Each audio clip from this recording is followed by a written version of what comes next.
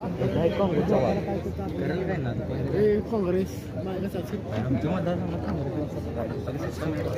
आता मी आलो तिथे कॉलेजच्या ग्राउंडच्या इथे पूर्ण बाहेर आणि यांचा हा पूर्ण सेटअप आहे इथे कॅमेऱ्यांचा वगैरे आणि हा समोर आहे ना स्टेज आहे तर ब्लॉग मध्ये कंटिन्यू व्हा. आणि एनडीटीव्ही वर जनतेचा आवाज आहे खऱ्या अर्थाने आणि तो आज सगळ्यांनी आपल्या पद्धतीने ओपन होणार आहे. परंतु आज काय डब तुंतून इथं आणलेला नाही. प्रशांत साळोखे आमचे मित्र आहेत. पन्हाळा ते पावनखिंड असेल किंवा आणि गडकोट असेल ज्या वेळेस सहकारी नसतील तेव्हा टाळ्यांचा रिदम फार मत असतो या गोष्टीला या काव्याला. तर तो आपण जरी दिला तरी पुष्कळ झालं. कार्यक्रमात जोश येईल आणि आपण एक आवाज देऊया. बोला छत्रपती शिवाजी महाराज की जय. छत्रपती राजर्षी शाहू महाराज की जय. महात्मा ज्योतिराव फुले की जय. डॉक्टर बाबासाहेब आंबेडकर की जय. रणरागिनी तारा राणी की जय. खटक्यावर बोट कधी करतात नाथ खुळा, कधी ठेवतात खटक्यावर बोट. कधी असतो यांचा विषय हाड, कधी करतात विषय कट. इथल्या शिव्या म्हणजे वट्ट प्रेम, इथल्या शिव्या म्हणजे वट्ट प्रेम. कारण प्रेम आणि गेम इथे असतंय सगळं सेम. बरोबर ओळखलंय. एनडीटीव्ही मराठी इलेक्शन कार्निवल आज पोहोचलंय महाराष्ट्रातल्या कोल्हापूरमध्ये. कोल्हापूरकर मोठ्या संख्येनं आजच्या कार्यक्रमासाठी उपस्थित आहेत. कोल्हापूर म्हणजे छत्रपती शाहू महाराजांचे पुरोगामी विचार महाराष्ट्राला देणारी भूमी. कोल्हापूर म्हणजे पंचगंगेच्या तीरावर सहकार फुलवणारी भूमी. कोल्हापूर म्हणजे गूळ आणि मिरची यांची चव महाराष्ट्राला एकत्रित देणारी भूमी. फडकुस्तीचा असो किंवा लावणीचा असो रसरशीतपणे फुलवणारी भूमी. आणि अंबाबाईचा आशीर्वाद, ज्योतिबाचा आशीर्वाद अवघ्या महाराष्ट्रापर्यंत नेणारी हीच भूमी. याच भूमीमध्ये आज राजकारणाचा फडही तितक्याच जोरात राहिलाय. एनडीटीव्ही मराठीच्या इलेक्शन कार्निवल मध्ये आज कोल्हापूरच्या 10 मतदारसंघांमध्ये वातावरण नेमकं काय आहे? एकीकडे राजकारण जोरात सुरू असताना, दावे प्रतिदावे सुरू असताना, वाद प्रतिवाद सुरू असताना सर्वसामान्य कोल्हापूरकरांच्या नेमक्या मागण्या काय आहेत आणि राजकीय पक्ष त्या सगळ्यावर काय विचार करतात या सगळ्याचा आढावा आजच्या कार्यक्रमामध्ये घ्यायचा आहे. पण जर कोल्हापुरात आलोय तर भूमी जशी कलावंतांची आहे तशी शाहिरांची आहे. त्यामुळे शाहिरांचा पोवाडा झाल्याशिवाय कार्यक्रमाची सुरुवात कोल्हापूरमध्ये करणं अशक्यच आहे.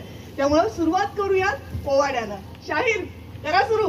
बोलो छत्रपती शिवाजी महाराज की जय. छत्रपती राजर्षी शाहू महाराज की जय. एनडीटीव्ही वर जनतेचा आवाज. टाळ्यांचा रिदम असला पाहिजे.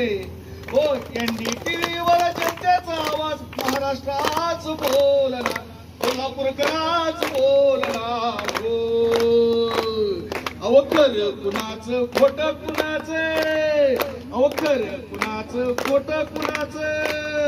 जनतेत पोलाच खोलणार. मतदारा जागेरा, मतदान हक्क तुझा मान करा. मतदानावरील हे जी जी जीर जी. मतदारा जागेरा, मतदान हक्क तुझा मान करा. मतदानावरील हे जी जी जीर जी. राजकारणाचा खेळ नाही कुणालाच मेळ, राजकारणाचा खेळ नाही कुणालाच मेळ. कोल्हापूरचा विकास कसा साधणार, कोल्हापूरचा विकास कसा साधणार. हो, शिवशाहूंचा विचार कोणाला तारणार, शिवशाहूंचा विकास कोणाला तारणार. कुस्तीचं मैदान कोण मारणार. मतदारा जागेरा, मतदान हक्क तुझा मान करा. मतदान होतीर हे जी जी जीर जी. मतदारा मतदारा जागेरा, मतदान हक्क तुझा मान करा. मतदान होतीर हे जी जी जीर जी. गवताचा बिंडा पुढारी गुंडा, ओ गवताचा बिंडा पुढारी गुंडा.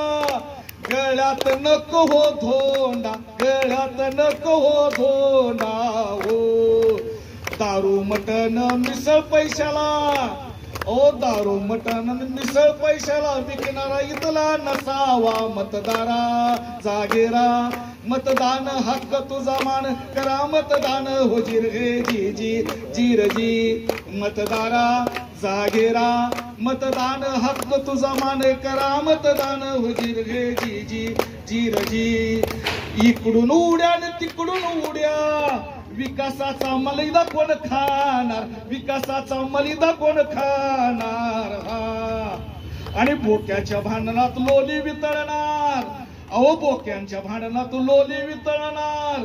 सत्तेचं तूप कोण खाणार मतदारा जागेरा. मतदान हक्क तुझा मान करा मतदान हो जिर गे जी जी जीर जी. मतदारा जागेरा मतदान हक्क तुझा मान करा मतदान हो जिर हे जी जी जीर जी. जय शिवराय. क्या बात आहे. शाहीर खूप खूप धन्यवाद. या या.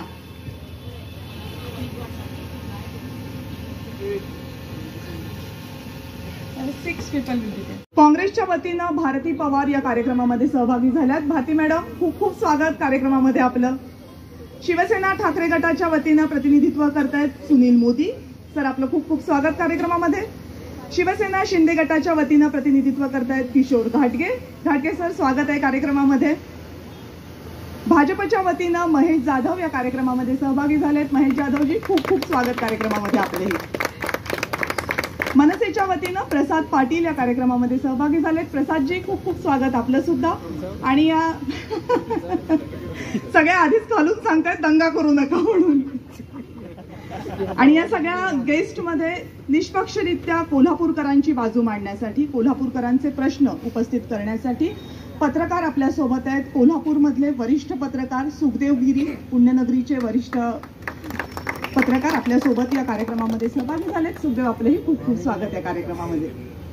सुरुवातीला सुखदेव तुमच्यापासून सुरुवात करते. कोल्हापूरकरांचे असे कोणते प्रश्न आहेत जे सध्या कोल्हापूरच्या एकूण राजकीय कोलाहलामध्ये समोर येतच नाहीत आणि चर्चेला यायला हवेत असं तुम्हाला वाटतं? थोडक्यात कोल्हापूरचा महत्वाचा प्रश्न घेतला तर कोल्हापूरची हद्दवाढ. बरं. कोल्हापूर महानगरपालिकेची ज्या दिवशी स्थापना झाली त्या दिवसापासून आज अखेर कोल्हापूरची 1 इंचही हद्दवाढ झालेली नाहीये. आणि दुर्दैवानं या निवडणुकीमध्ये कोल्हापूर हद्दवाढीचा मुद्दा कोणत्याही राजकीय पक्षाने उमेदवाराने घेतलेला नाही. हे खऱ्या अर्थानं आमचं दुर्दैव म्हणावं लागेल. त्याच्याबरोबर राजर्षी शाहू महाराजांचं एक जिवंत स्मारक म्हणून आम्ही ज्याच्याकडे बघतो, कोल्हापूरची शाहू मिल. कोल्हापूरची शाहू मिलचे मध्यवर्ती कोल्हापूरच्या शहरामध्ये खूप मोठी जागा आहे. शाहू मिलची खूप जुनी इमारत आहे.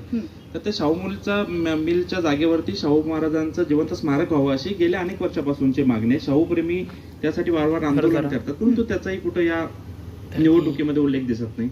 कोल्हापूरच्या पंचगंगेच्या प्रदूषणाचा विषय आणि महापुराचा विषय होता, तो काही अंशाने या निवडणुकीमध्ये आलाय. काही अर्थाने त्या राज्य शासनाने भूमिका घेतल्यामुळे तो मुद्दा थोडासा चर्चेत येतोय. परंतु असे कोल्हापूरची हद्दवाढ हा प्रामुख्याने विषय आहे. कोल्हापूरसाठी खंडपीठाचा विषय आहे. असे अनेक प्रश्न जे आहेत मूलभूत ते बाजूला राहिलेत आणि राजकीय आरोप प्रत्यारोपाच्या फैरी मात्र या निवडणुकीत झडताना दिसून येत आहेत. बरं, आपण सत्ताधाऱ्यांकडनं आधी जाणून घेऊयात की लोकांनी हे सगळे प्रश्न असताना त्यांना मतं का द्यावीत. शिवसेना शिंदे गटापासून सुरुवात करूयात. सर, कोल्हापूरच्या हद्दवाढीबद्दल आमचे जे उमेदवार आहेत सन्माननीय राजेशजी क्षीरसागर यांनी वेळोवेळी मुख्यमंत्र्यांच्यावर बैठका घेतल्या आणि आमची स्पष्ट भूमिका आहे की कोल्हापूरची हद्दवाढ झाली पाहिजे. परंतु काही राजकीय नेते राजकीय दृष्टिकोनातून याला विरोध करतात. राहतात कोल्हापुरात. आता सत्ता येणार आमची आणि बरोबर आहे. दुसऱ्यांदा म्हणा तशी 95ला एवढा विषय नव्हता, पण 14 ते 19 आम्ही काळ तेवढाच केला. ठीक आहे, पुढच्या मुद्द्याकडे जाऊयात. पंचगंगेचं प्रदूषण आणि पंचगंगेमध्ये होणारी बांधकामं, पंचगंगेच्या क्षेत्रामध्ये होणारी बांधकामं कोल्हापूरकरांसाठी कळीचा मुद्दा बनलाय. काय भूमिका आहे त्यावर? पंचगंगेच्या प्रदूषणाबाबतीमध्ये एक डीपीआर तयार झालेला होता. तो डीपीआर 12 वर्षापूर्वी तयार झालेला होता. 2014च्या लोकसभा निवडणुकीमध्ये भारतीय जनता पार्टीने एक संकल्प केलेला होता की त्या प्रदूषणाला आम्ही विशेष निधी देऊ केंद्र सरकारच्या वतीनं. आणि त्यावेळी तो निधीद्वारे आम्ही ही पंचगंगा प्रदूषित झालेली आहे तिचं निराकरण करू. हे स्टेटमेंट होतं, बजेटमध्ये होतं, सगळीकडे होतं. इथं आता प्रदूषणाच्या बाबतीमध्ये पर्यावरणचं काम करणारे काही कार्यकर्ते आले, तेही एक्सप्लेन करतील. पण मी सांगतो, भारतीय जनता पार्टीनं शुद्ध कोल्हापूरची फसवणूक केली आणि त्याच्यामध्ये कुठलाही निधी आणला नाही, नदीजोड प्रकल्प घेतला नाही आणि त्यामुळं कोल्हापूर शहरांमध्ये जी प्रदूषण नदीत झालेली आहे ती स्वच्छ करता आलेली नाही. हा एक मुद्दा. आणि जे अतिरिक्त बांधकाम झालेलं आहे किंवा जे कोल्हापुराच्या नदीकाठी बांधकाम पूररेषेच्या आत बांधकाम झालेलं आहे त्या बाबतीमध्ये आम्ही महाराष्ट्र शासनाच्या म्हणजे कोल्हापूर महानगरपालिकेनं महाराष्ट्र शासनाला एक प्रस्ताव पाठवला. तो प्रस्ताव हा धूळ खात पडलेला आहे. हे त्यातलं महत्वाचं. मनसेचे मुद्दे हेच आहेत की या व्यतिरिक्त आणखीन काही मुद्दे घेऊन मनसे कोल्हापूरच्या युद्धामध्ये महायुद्धामध्ये उतरली आहे? सर्वात महत्वाचा मुद्दा महाराष्ट्र नवनिर्माण सेनेच्या उमेदवाराच्या जाहीरनाम्यामध्ये 1 नंबरला मुद्दा आम्ही कोल्हापूरच्या हद्दवाढीचा घातलेला आहे की मनसेचा आमदार होताच 100 दिवसामध्ये आम्ही कोल्हापूरची हद्दवाढ करणार. त्याचबरोबर जर आपण बघितलं ठोस आश्वासन 100%. आज एनडीटीव्हीच्या माध्यमातून सांगतो, कोल्हापूर उत्तरमध्ये मनसेचा आमदार होताच 100 दिवसामध्ये कोल्हापूरची हद्दवाढ करू, अन्यथा राजकारणातून आम्ही संन्यास घेऊ. याच्या बरोबर सर्वात महत्वाचा मुद्दा मला सांगा वाटतं, मुद्दे भरपूर आहे. आज झूमचा कचरा प्रकल्प आहे किंवा आज कोल्हापूरचे रस्ते आहेत. सर्वात महत्वाचा प्रश्न बघितला, ज्या रंकाळ्याच्या काठावरती आपण हा कार्यक्रम घेतोय त्या रंकाळ्याच्या सुशोभीकरणावरती करोडो रुपये खर्च केले गेले, पण रंकाळ्याच्या तलावाला कॅन्सर झालेला आहे. आज दूषित पाणी गटार गंगा झालेली आहे रंकाळा. आज हे सर्वच सेना, भाजप, काँग्रेस, राष्ट्रवादी ही सगळी मिलीभगत आहे. हे एकमेकाला सामील आहेत. निवडणुका आल्या की हे त्यांच्यावर ढकलं जाते, त्यांच्यावर ढकलायचं. एकांच्याकडे महापालिका आहे, दुसऱ्यांच्याकडे महाराष्ट्रात सत्ता आहे, तिसऱ्यांकडे केंद्रात सत्ता आहे. खरोखरच जर सगळ्या राजकीय पक्षांची जर काही इच्छाशक्ती असती तर पंचगंगा प्रदूषण असेल, रस्ता असेल, पाणी असेल, रंकाळ्याचा प्रश्न असेल, ताबडतोब सुटला असता. हे सोडवत नाही. आता मी सगळ्यांकडे येते, मला फक्त हात वर करून सांगा की या प्रश्नांव्यतिरिक्त अजून प्रश्न कुणाकुणाला विचारायचे आहेत कोल्हापूरसाठी? इथून सुरुवात करूया. मॅडम, कोल्हापूर ही शाहूनगरी आहे. इथं सर्वात महत्वाचा प्रश्न हा रस्त्यांचा आहे. महाराष्ट्र शासनाच्या मुख्यमंत्र्यांनी 4500 कोटी रुपये या कोल्हापूरसाठी मंजूर केलेले आहेत, त्यांचं स्वागत करतो. परंतु प्रत्यक्षामध्ये कोल्हापूरचे आता जर रस्ते बघितले तर रस्त्यात खड्डा का खड्ड्यात रस्ता हा फार मोठा प्रश्न आहे. मी पंचगंगा प्रदूषण असू दे, कचरा असू दे, रंकाळा तलावाचा हायकोर्टचा जनहित याचिका करताय. अनेक वेळेला माननीय न्यायालयानं आदेश दिलेला आहे, त्या आदेशाचा आज अखेर पालन झालेलं नाही. मी या व्यासपीठावर बसणाऱ्या सन्माननीय विनंती करतोय की आपण आज अनेक मतदारांना आश्वासनं दिलेली आहेत की कोल्हापूरचे रस्ते स्वच्छ करतो, पंचगंगा प्रदूषण मुक्त करतो, कचरा मुक्त, ह्या ज्या काही तुम्ही आश्वासन देत आहे या आश्वासनाचं एक गॅरंटी आम्हाला अशी पाहिजे की जर का मी निवडून आलो आणि ह्या निवडून आल्यानंतर जी आश्वासनं पूर्तता केली नाही तर मी राजकीय संन्यास घेतो, हे ह्याने आश्वासन द्यावं, तरच मला वाटतंय की मी उद्या मतदान करेन. आणखीन तरुण मतदार कोणाला विचारायचं? या पुढे या, पुढे आले पुढे या. रस्त्यांचा मुद्दा आहे, मी येते सत्ताधाऱ्यांकडे. हा बोला. कोल्हापूर आता आज एका रात्री संभाजीनगरचा रस्ता झालेला आहे. आज सकाळचा संभाजीनगरचा रस्ता रात्रंदिवस काम करून आज झालेला आहे. प्रत्यक्षात जाऊन तुम्ही स्वतः बघा. आम्ही युटिलिटी शिफ्टिंगसाठी काम थांबलेलं होतं युटिलिटी शिफ्टिंगसाठी. तुम्ही म्हणताय कामं झाली, लोक हे फोटो दाखवतात, काय करायचं? काम सुरू आहे. युटिलिटी शिफ्टिंग साठी थांबलं होतं आणि पावसाच्या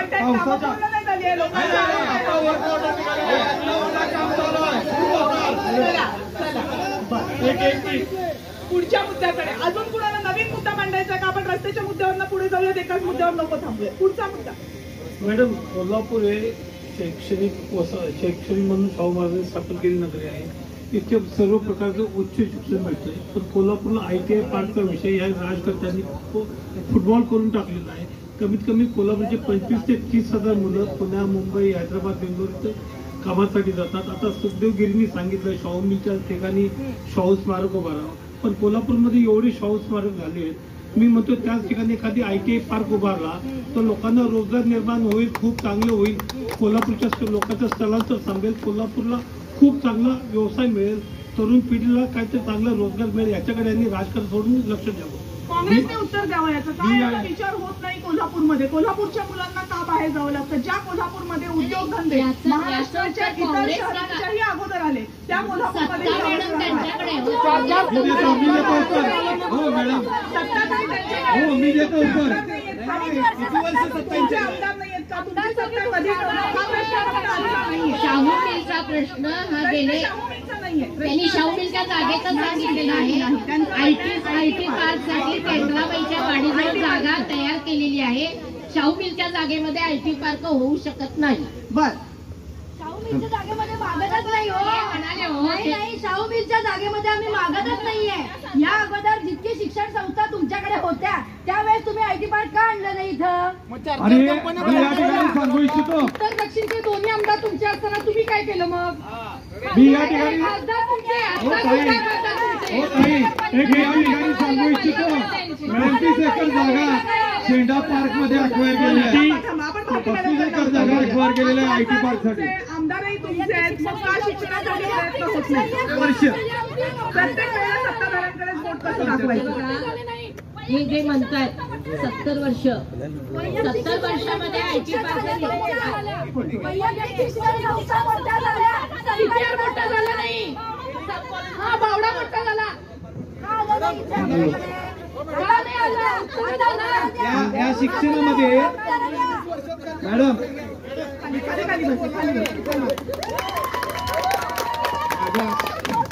माझा प्रश्न आहे, भारतीय जनता पक्ष आपल्या इथं महाराष्ट्रामध्ये गृहमंत्री म्हणून फडणवीस साहेब काम करतात.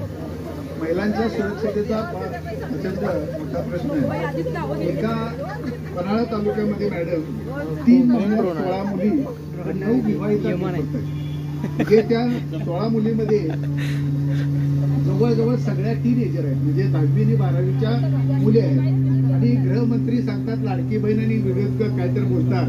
तर मला हा या ठिकाणी प्रश्न विचारायचा आहे की ह्या पन्हाळा तालुक्यातला हा प्रश्न, एका तालुक्यामध्ये 3 महिन्यात जर एवढे जात असतील तर गृहमंत्र्यांचं ह्या महिलांच्या बाबतीत काय धोरण आहे? अशा पद्धतीनंच चालणार. यामध्ये जिथं जिथं अशा घटना घडतात त्या ठिकाणी कठोर कारवाई केली जाते.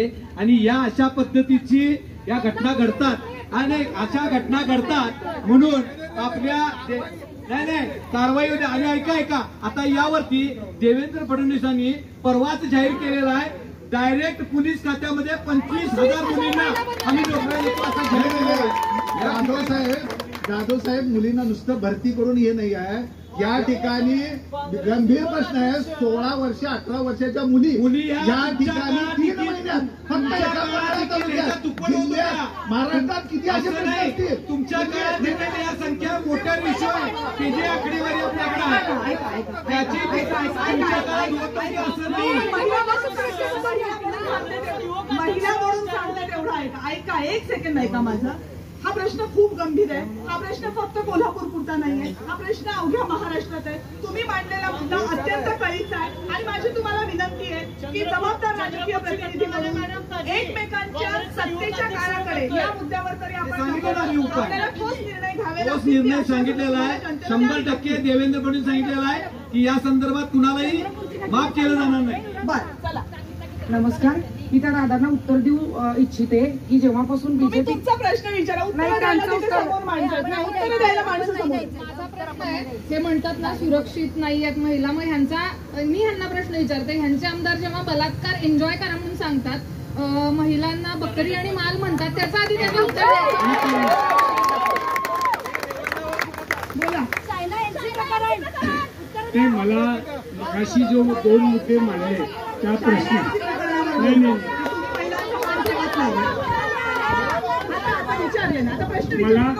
मला काय वाटतं, भारतीय जनता पार्टीच्या ज्या कार्यकर्त्यांना बहुतेक काहीतरी काम नाही सोडून इकडे आलेलं आहे.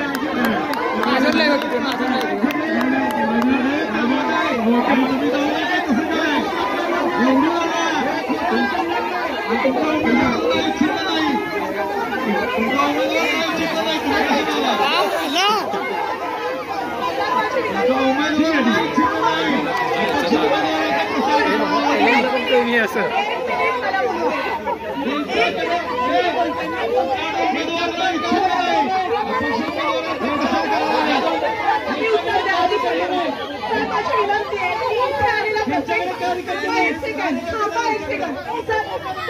इथे आलेला प्रत्येक माणूस एनडीटीव्ही मराठीला आमंत्रित केलेला आहे. तुमच्याकडून विनंती आहे माझी, ऐकून घ्या.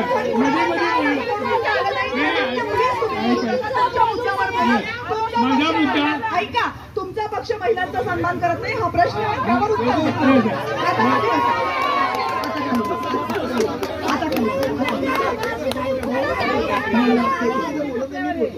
मॅडम, त्या ताईंनी माझा प्रश्न विचारला, काँग्रेसच्या काळामध्ये विचारला, काँग्रेसच्या राज्यामधल्या लोकांना विचारला, ह्या महिन्यामध्ये लुडबुड करायला काय केलं हे कशाला पण कामाचं माणूस.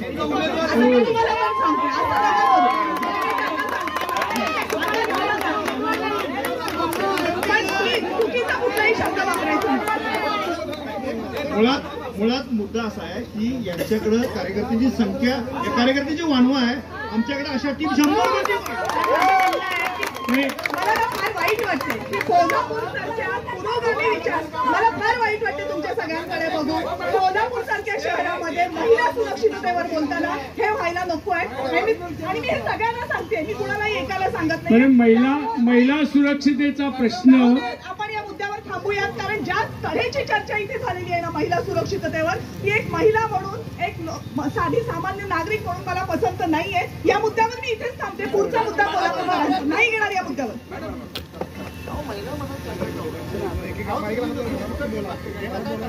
या ठिकाणी भरपूर तऱ्हेच्या महिला आहेत. कोल्हापूरच्या प्रश्नासाठी ही आता जी भगिनींची जी योजना आणली ती श्रीकांत शिंदे मुख्यमंत्र्यांनी जी आणली ती खरोखर चांगल्या पद्धतीची आणली आणि परंतु त्यानंतर विविध पक्षांनी त्याचा हे केला, पूर्वाची चेष्टा केली आणि आता त्यांनीच आपल्या जाहीरनाम्यात जास्त पैसे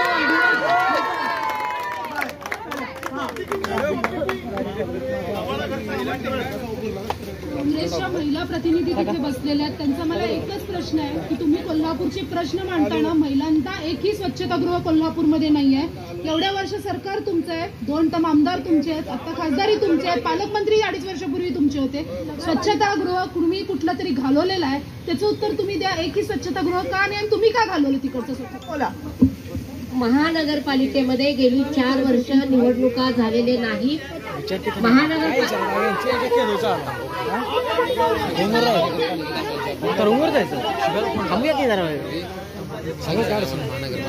नाही, मला असं वाटतं की तुम्ही 10 वर्ष सत्तेत आहात, तरी काँग्रेसनं काय केलं नाही यात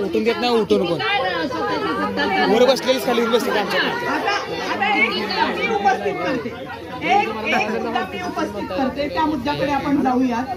हा मुद्दा असा आहे की कोल्हापूर सारख्या शहरामध्ये एक अशी घटना, शहरामध्ये नाही जिल्ह्यामध्ये अशी घटना घडली ज्या घटनेमुळे महाराष्ट्रामध्ये कोल्हापूरची चर्चा झाली. पण ती घटना ही भूषणावह नक्की होती. मी विशाळगडाच्या घटनेबद्दल बोलते. ही घटना या निवडणुकीमध्ये तुमच्यासाठी महत्वाची आहे का? आणि जर असेल तर राजकीय पक्षांचं त्यावर म्हणणं काय? तुम्ही अगदी एक वाक्यात सांगा.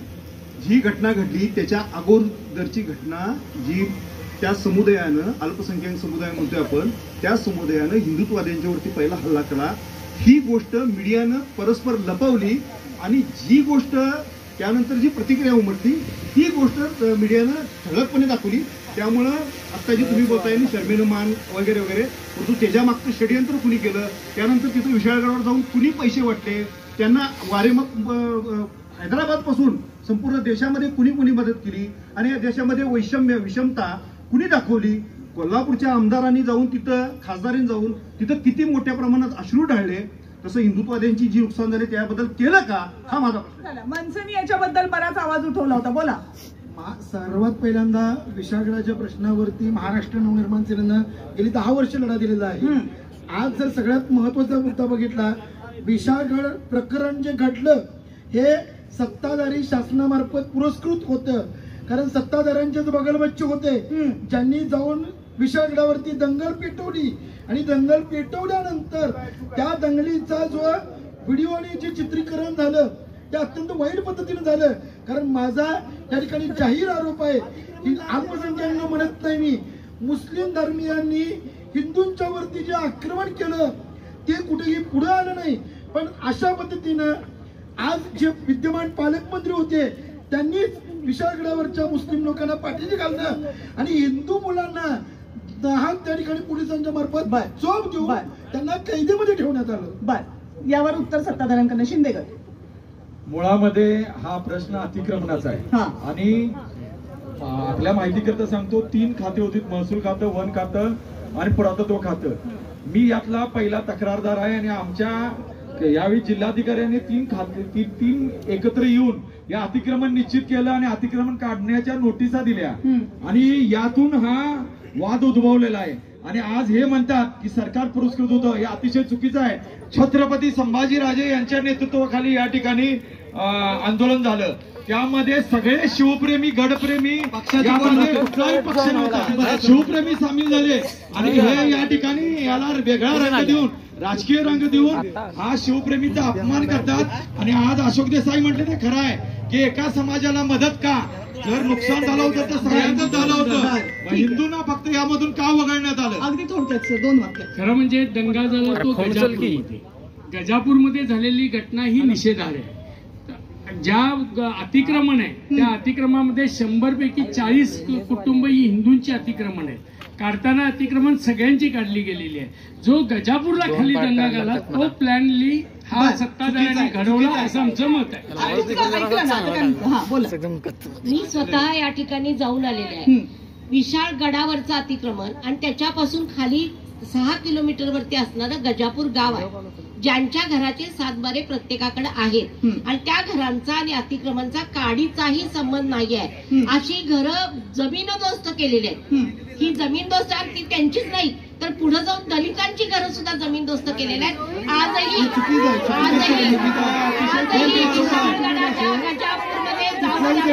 गजापूरमध्ये त्या ठिकाणी एकही दलित नाही, खोटा आरोप आहे,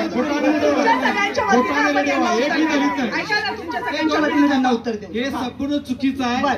वरती जे आहे ते फक्त 10%च रीतसर आहेत, बाकी सगळे अतिक्रमण आहेत आणि दलितांच्या कुणावर अन्याय झालेला आहे, त्यांची घरं उद्ध्वस्त झाली. सगळ्यांचे मुद्दे आपण ऐकले या बाबतीत. पुढच्या मुद्द्याकडे जाऊयात. सुखदेव, तुम्हाला विचारतीये, कोल्हापूरला पडणारा पुराचा विळखा 2019 पासून ही समस्या अत्यंत गंभीर होत चाललेली आहे आणि कोल्हापूरमध्ये होणाऱ्या प्रत्येक निवडणुकांमध्ये ती चर्चेला येते सुद्धा. या निवडणुकांमध्ये याची काय परिस्थिती आहे आणि गेल्या जवळपास 5-6 वर्षांमध्ये या बाबतीत काय झालंय?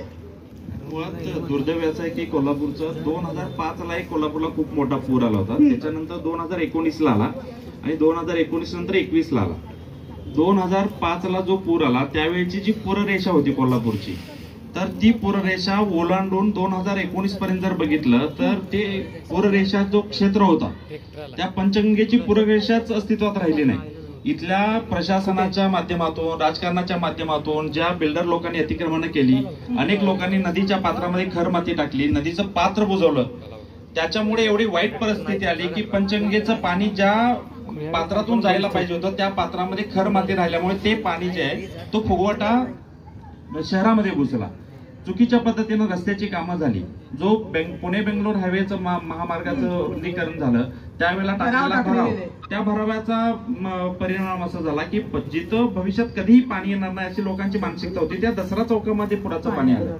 परंतु दुर्दैवाने यावरती कोणत्याही राजकीय पक्षाने कायमस्वरूपी मार्ग निघेल यासाठी काही प्रयत्न केलेले नाहीत.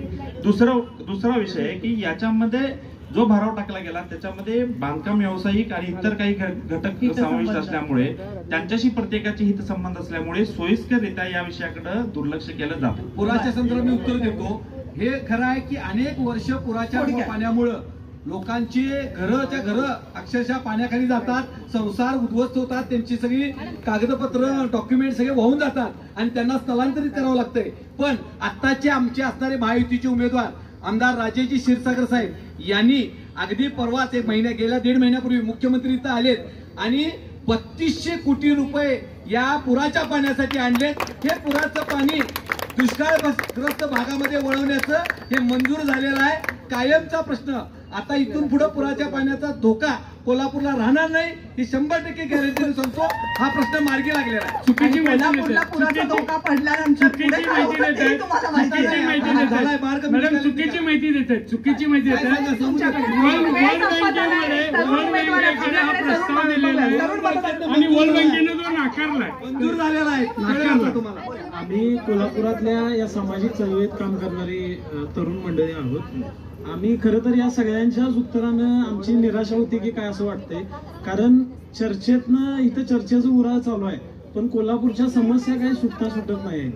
आज शहराच्या 2 भागांना जोडणारा परीख पूल आहे, तर ह्या परीख पुलामधनं चालत जाताना 2 फुटापर्यंत पाणी आणि काही स्वरूपात आम्ही बघतोय त्यातनं नागरिकांना जायला लागते. रस्त्याची समस्या कोल्हापुरातली आहे, कचरा उठावाची समस्या कोल्हापुरात आहे, अनेक प्रश्न शाहू जन्मस्थळ, शाहू समाधीस्थळ, ज्या शाहू महाराजांचा वारसा आपण सांगतोय या समाधीस्थळाचं काम सुद्धा आज पूर्ण झालेलं नाही आणि अनेक समस्यातनं जात असताना आज आम्हाला पक्ष ओळखत नाही कुठला पक्ष कुणी फोडला, परंतु सहकारासाठी जर आपण एकत्र येत असेल, पक्ष आणि गटतट सोडून जर आपण एकत्र येत असेल तर कोल्हापूरच्या विकासासाठी आपण एकत्र येणार आहे का ह्याचं उत्तर सगळ्यांनी पहिल्यांदा देण्याची गरज आहे. मी या ठिकाणी सांगतो की कोल्हापूरचा विचार आहे, ज्या विचारासाठी कोल्हापूर ओळखलं जातं आणि ते तरुणांना अगदी थोडक्यात सांगितलं. शाहू समाधीस्थळाला एक वाक्यामध्ये वेळ संपतो. शाहू समाधीस्थळाला 10 कोटी दिले आणि त्यांनी पारीख पुलाचा प्रश्न लावला. या ठिकाणी फिरोज शेख आहेत, त्यांच्या बरोबरीनं आम्ही आंदोलनात आहे आणि यासाठी देखील त्यांचा देखील न्यायालयात पाठपुरावा चालू आहे आणि सेंट्रल गव्हर्नमेंट रेल्वे मंत्रालयाकडे या ठिकाणी केंद्र आणि राज्याचं सांगत नाही, वेळ जाईल, पण कोल्हापूरसाठी आम्हाला मतदान का करा हे तुम्हाला सांगतो. कोल्हापुरामध्ये मेडिकल कॉलेज 1100 बेडचं हे मंजूर झालं, सुरू झालं. कोल्हापूरमध्ये चंद्रकांत दादांनी इंजिनिअरिंग सुरू झालंय का? सुरू झालंय, सुरू झालं.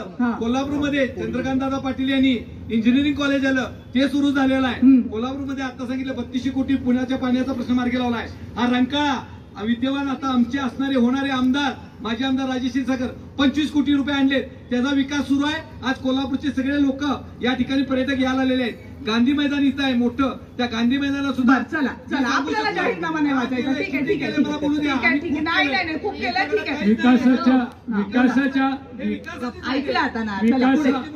विकासाच्या मुद्द्यावर प्रत्येक पक्षाला बोलण्याचा अधिकार आहे, परंतु विकासाबरोबर ही स्वाभिमानाची लढाई आहे. भारतीय जनता पार्टीने ज्या प्रकारे धोके दिलेले त्याचा बदला कोल्हापूरची जनता घेईल. 1100 कोटीचं त्यांना विचारा, हॉस्पिटल सुरू झालं का नारळ फुटला, हे 2 गोष्टी पहिला. म्हणून विचारलं मी त्यांना, झालं की नाही. नारळ फुटला, नारळ भूमिपूजन झालं, हॉस्पिटल सुरू नाही झालं. बरोबर, काम सुरू झालं, हॉस्पिटल नाही सुरू झालं. ठीक आहे, मंजुरी झाले. भूमिपूजन कॉलेज चालू केले, पहिल्या बॅचचे ऍडमिशन देखील झाले. त्यामुळे असं म्हणता येणार नाही की चालू झाले. मी थोडी बोलते, ठीक आहे, पुढे वेळ संपलाय.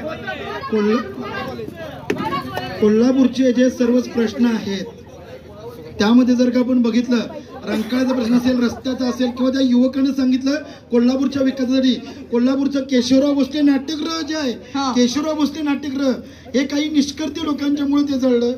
या सगळ्याला जर बघितलं, एक अतिशय महत्वाचा व्यक्ती जबाबदार आहे, तो म्हणजे कोल्हापूर महानगरपालिकेचा अपात्र शहर अभियंता मुख्यमंत्र्यांचे सुपुत्र श्रीकांत शिंदे साहेबांनी रस्त्याच्या कारणावरून त्याला बडतर्फ केलं होतं आणि 11 महिन्यामध्ये सेटलमेंट करून तो त्या पात्रतेचा लायकीचा नाहीये, तरी देखील त्या पदावरती बसून ही कोल्हापूरची जी वाट लावायची आहे. वेळ संपलाय माझा.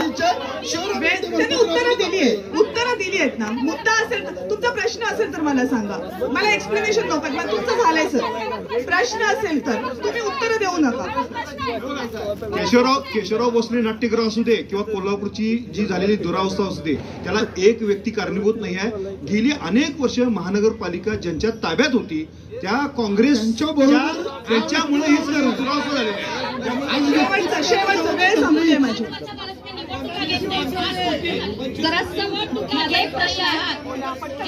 माझा एक प्रश्न आहे सत्ताधारी पक्ष महानगरपालिकेवाल्यांना, ज्यांच्या पालकमंत्री असू दे किंवा त्यांनी एक आमदारकीचे प्रश्न विचारा की महानगरपालिकेची निवड. महत्वाचा प्रश्न आहे, तो महत्वाचा प्रश्न आहे. कोल्हापूरला पाण्याचं गाव म्हणून ओळखलं जातं, पण थेट पाईपलाईनचं जे अभ्यंग स्नान मागच्या वेळेस घेतलं जातं त्याला आम्ही अभ्यंग स्नान म्हणत नाही, तर श्रेय स्नानासाठी केलेली फक्त उद्घाटनाचं नारळ फोडण्याचा प्रचार होता.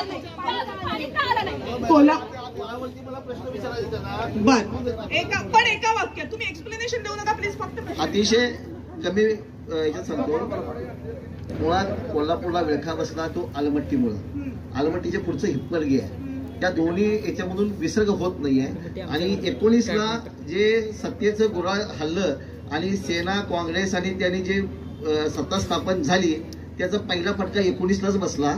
माझ्याही घरात पाणी आलं आणि 21ला आला. दोन्ही वेळेला कर्नाटकमध्ये काँग्रेसचं सरकार होतं त्यावेळीच पाणी आलं. आणि ज्यावेळी परत सत्तांतर झालं 22 नंतर कोल्हापूरचं पाणी कोल्हापूरमध्ये पुराचं पाणी आलेलं नाहीये. विचारा. हा मुद्दा ठीक आहे. हा तुमचा मुद्दा खूप महत्त्वाचा आहे. कोल्हापूरसाठी रोजगार निर्मिती कधी होणार आणि रोजगार निर्मितीसाठी कुठलाही पक्ष असू दे ती काय भूमिका घेणार आहे. म्हणजे IT मार्फत असू दे अगर कोणत्याही क्षेत्रामार्फत असू दे कोल्हापूरच्या युवकाला रोजगार मिळाला पाहिजे. काय झालं MIDC मधून रोजगार नाही झाले का?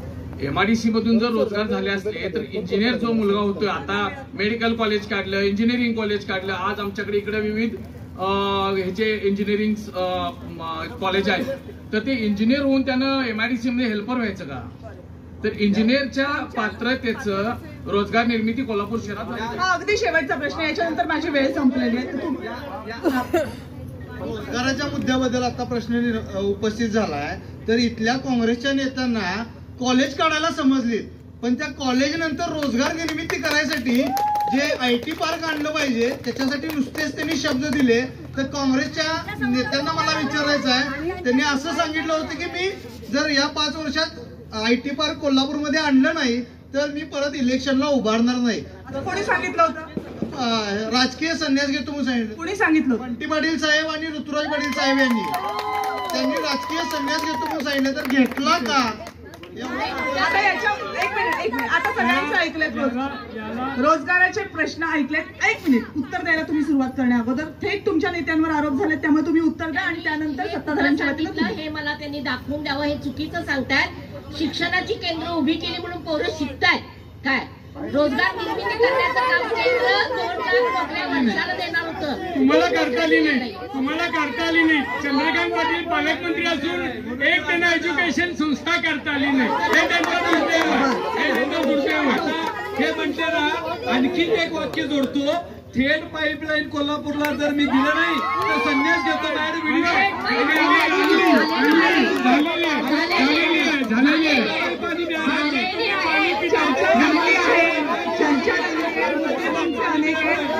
वेळेची मर्यादा आहे. चर्चा खूप चांगली चालू आहे पण मला वेळेची मर्यादा आहे. अनेक प्रश्नांना हात घालण्याचा प्रयत्न केला. अनेक मुद्द्यांना हात अशी चर्चा आपली रात्रभर संपणार नाही. रोजगाराचा मुद्दा असेल पाण्याचा मुद्दा असेल प्रदूषणाचा मुद्दा असेल किंवा कोल्हापूरला बसणाऱ्या महापुराचा वेठा असेल या सगळ्याच्या बाबतीत सत्ताधाऱ्यांकडून विरोधकांकडून दोघांकडूनही उत्तरं जाणून घेण्याचा प्रयत्न केला. काही प्रश्नांवर उत्तरं जनतेला अजूनही मिळत नाहीये. मात्र कोल्हापूर हे महाराष्ट्रातलं एक पुरोगामी विचारांचं शहर म्हणून ओळखलं जातं आणि कायमच राजकीय मुद्दे असू देत अथवा सामाजिक